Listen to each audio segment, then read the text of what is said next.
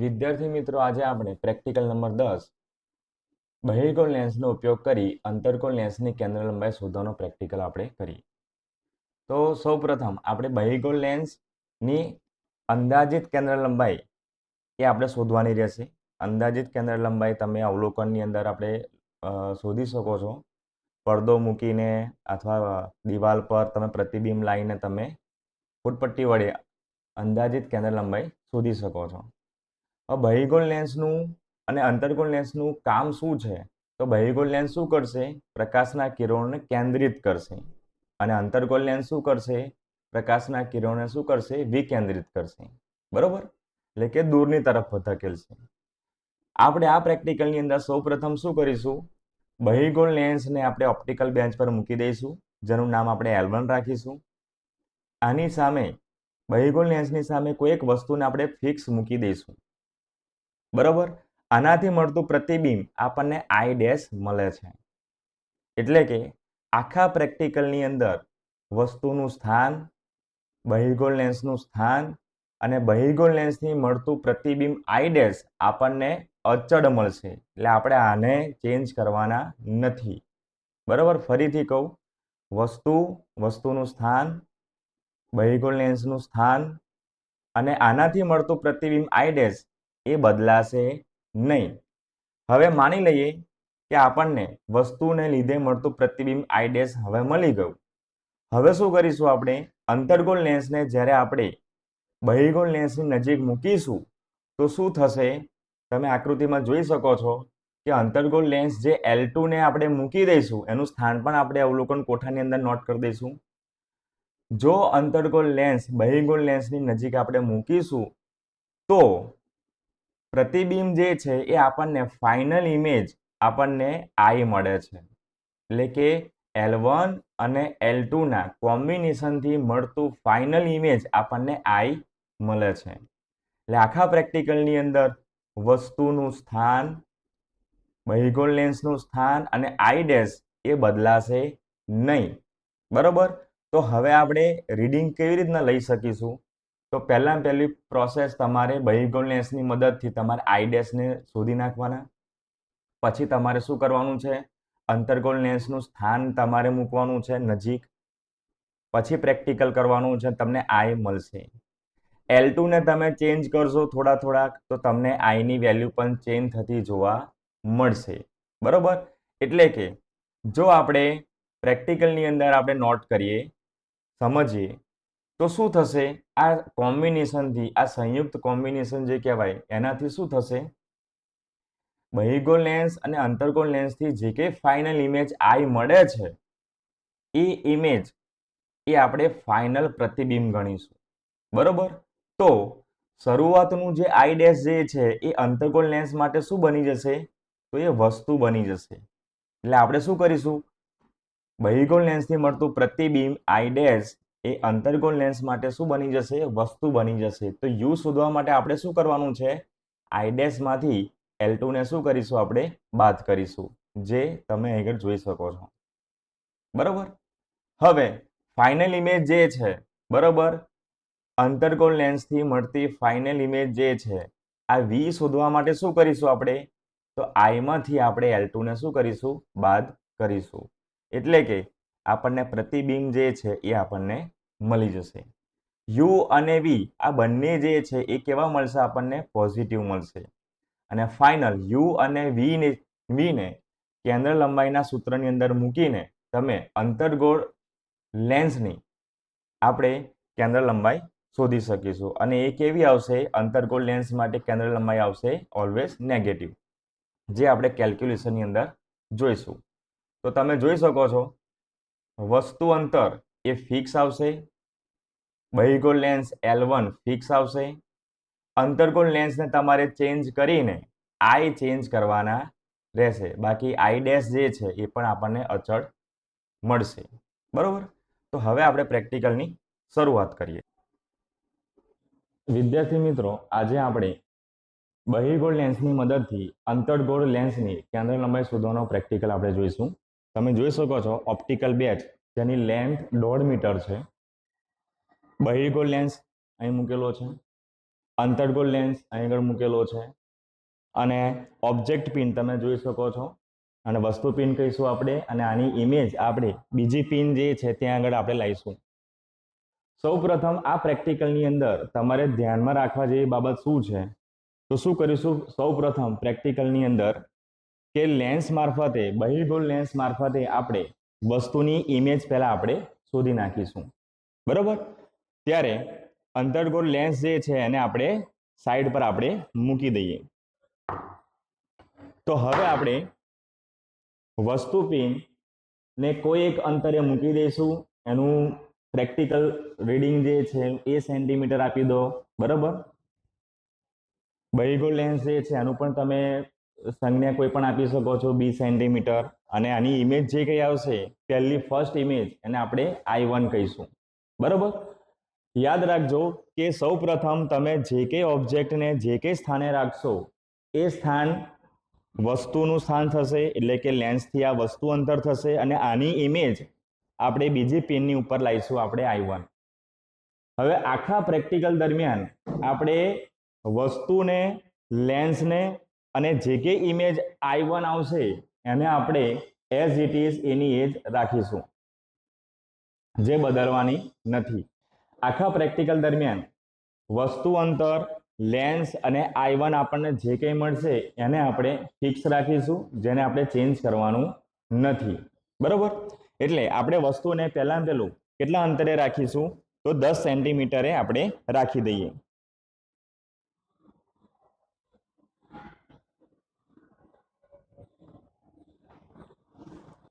વસ્તુને આપણે 10 સેન્ટીમીટર પર સેટ કરી દીધી છે.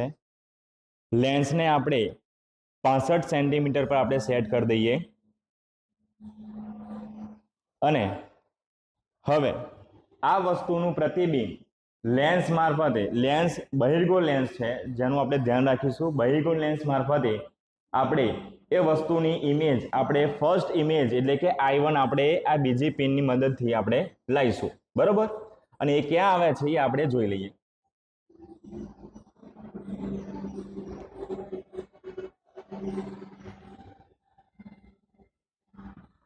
અને પેરેલેક્સ રિમૂવ એટલે કે દ્રષ્ટિ સાંભેદ દૂર કરીને વસ્તુ અને પ્રતિબિંબ એકમેક દેખાય એ રીતના આપણે બીજી પિનને આપણે ગોઠવીશું. તો હાલ અત્યારે પેરેલેક્સ રિમૂવ થઈ ગયો છે અને વસ્તુની ઇમેજ આપણને આગળ ફર્સ્ટ I1 આપણને અહીં જોવા મળે છે. તો આપણે નોટ કરી દઈશું કે રીડિંગ કેટલું આવે છે. પણ ફરીથી હું તમને કહું કે તમારે 3 આ જે ડિસ્ટન્સ આવ્યા છે એ તમારે બદલવાના નથી. વસ્તુને તેની ત્યાં જ રાખવાની છે. લેન્સને આપણે મૂકીશું, એની ઇમેજ જે ફર્સ્ટ ઇમેજ આવી છે વસ્તુની I1 એ આપણે નોટ કરી દઈશું. બરોબર, તો આપણે ચેક કરીએ કે વસ્તુ જે છે એની ઇમેજ કેટલા અંતરે આવે છે. આપેલ વસ્તુ માટે બહિર્ગોળ લેન્સ મારફતે જે ફર્સ્ટ એટલે કે પહેલી ઇમેજ આપણને જોવા મળે છે અને એનું દ્રષ્ટિ સાંભેદ આપણે જે દૂર કર્યો છે એ આપણે જોઈ લઈએ. આપણે વિડીયોમાં જોઈ શકીએ છીએ કે પ્રતિબિંબ જે છે એ ટોચ પર આવી જાય છે અને રાઈટ સાઈડ ને લેફ્ટ સાઈડ જ્યારે મૂવમેન્ટ કરીએ છીએ એટલે આપણને ફર્સ્ટ ઇમેજ જે છે આપણને જોવા મળે છે.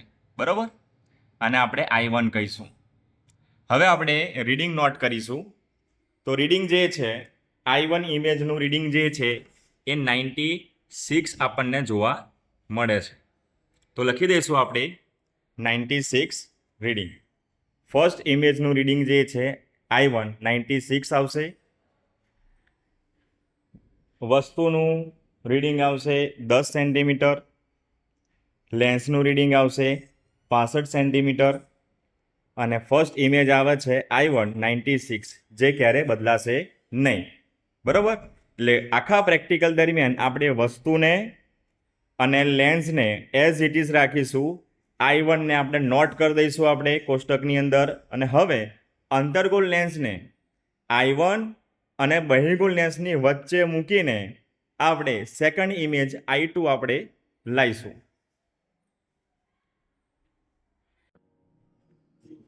હવે આપણે ફર્સ્ટ ઇમેજ I1 ને લઈ લીધા બાદ રીડિંગ લખી દીધા છે આપણે 10 સેન્ટીમીટર વસ્તુ અંતર છે. લેન્સ L1 ને આપણે 65 સેન્ટીમીટર પર રાખેલો છે. અને ઇમેજ આપણને I1 મળે છે 96 સેન્ટીમીટર. બરાબર. હવે શું કરીશું આપણે અંતર્ગોળ લેન્સને I1 અને બહિર્ગોળ લેન્સની બરોબર વચ્ચે મૂકીને આપણે I2 ઇમેજ લાવીશું. તો હવે અંતર્ગોળ લેન્સને આપણે કેટલા અંતરે મૂકીશું એ આપણે નોટ કરી દઈએ. અંતર્ગોળ લેન્સને આપણે 84 સેન્ટીમીટર આપણે મૂકી દઈએ. બરાબર. હાલ અંતર્ગોળ લેન્સ અને બહિર્ગોળ લેન્સ આ બંને વચ્ચે 65 સેન્ટીમીટર અને 84 સેન્ટીમીટર વચ્ચેનો તફાવત છે. હવે જે કે લેન્સની મદદથી જે કે I1 મળ્યા હતા આપણને ઇમેજ એ અંતર્ગોળ લેન્સ માટે વસ્તુ બની જશે અને આપણને I2 ઇમેજ જોવા મળશે. હવે આપણે એટલું ધ્યાન રાખીશું કે અંતર્ગોળ લેન્સની મદદથી શું થશે, પ્રકાશના કિરણો દૂર તરફ જે છે એ ફેલાશે, એટલે કે આપણને ઇમેજ જે છે એ થોડીક દૂર આપણને જોવા મળશે. તો હવે આપણે આ બંને લેન્સના સંયોજનથી હવે જે કે ઇમેજ આપણે શોધીશું એ ઇમેજ આપણે નામ આપીશું I2. બરોબર.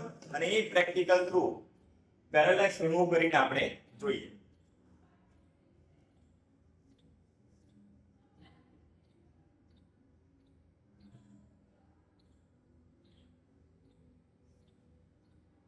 હવે આપણને જે I2 ઇમેજ મળે છે અને પેરેલેક્સ રિમૂવ કરી દીધો છે જે આપણને જોઈ શકીશું. I2 નું રીડિંગ આપણે ચેક કરી લઈએ. I2 નું રીડિંગ જે છે 103.3 સેન્ટીમીટર. બરાબર.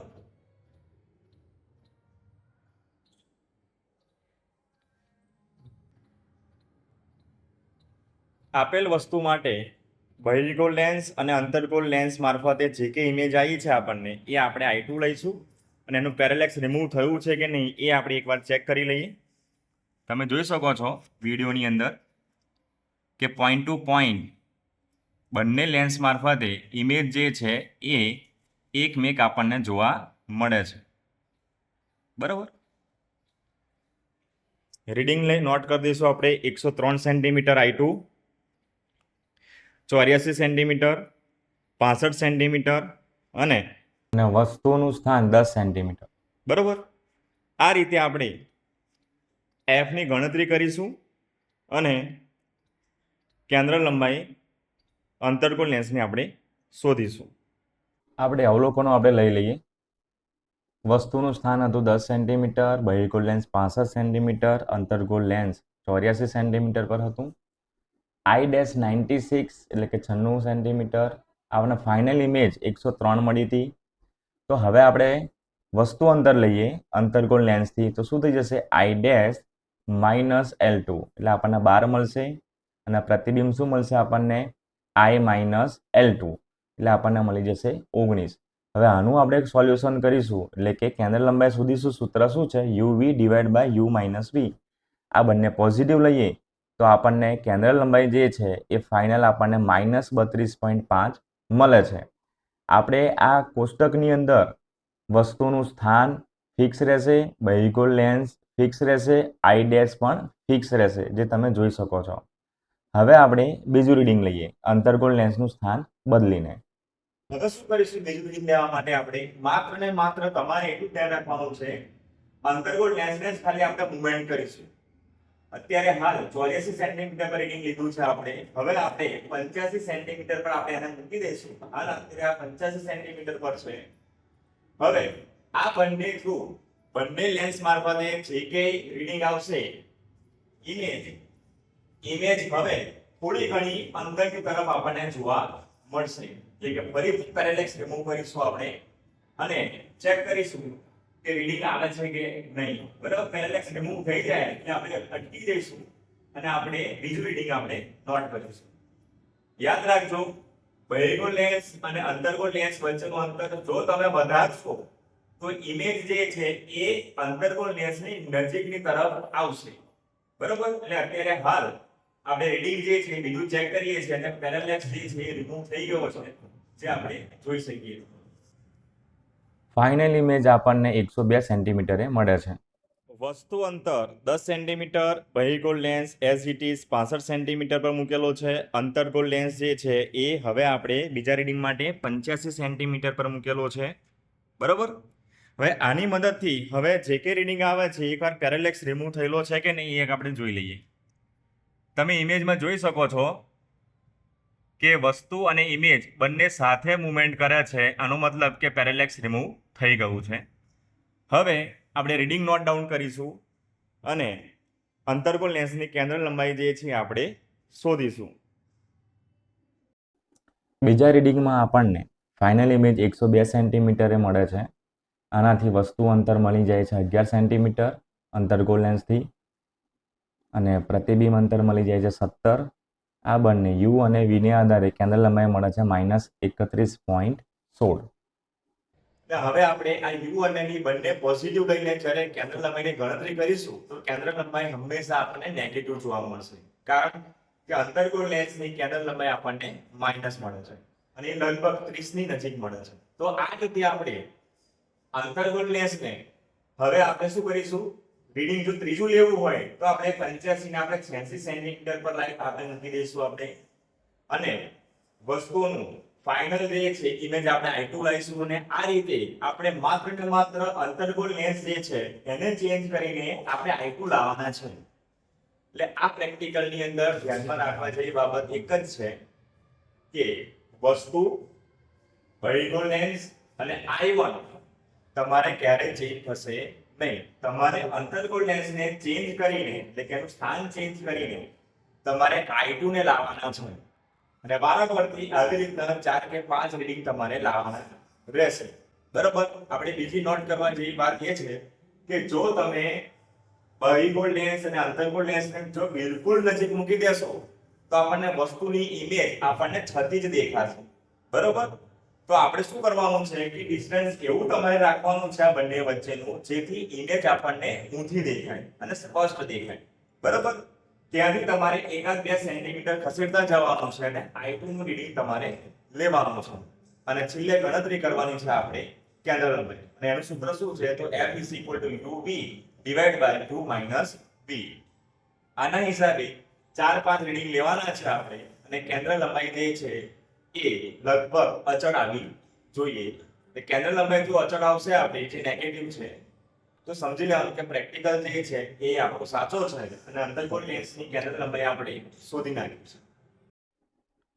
આમ 3 થી 4 રીડિંગ લઈને આપણે કેન્દ્ર લંબાઈ જે છે એની ગણતરી આપણે કોષ્ટકમાં લખીશું અને છેલ્લે સરેરાશ કેન્દ્ર લંબાઈ આ બધાનો સરવાળો કરીશું અને જેટલા રીડિંગ લીધા હશે એના વડે આપણે ભાગી નાખીશું. એટલે આપણને અંતર્ગોળ લેન્સની કેન્દ્ર લંબાઈ આપણને લગભગ 31.89 સેન્ટીમીટર આપણને મળે છે.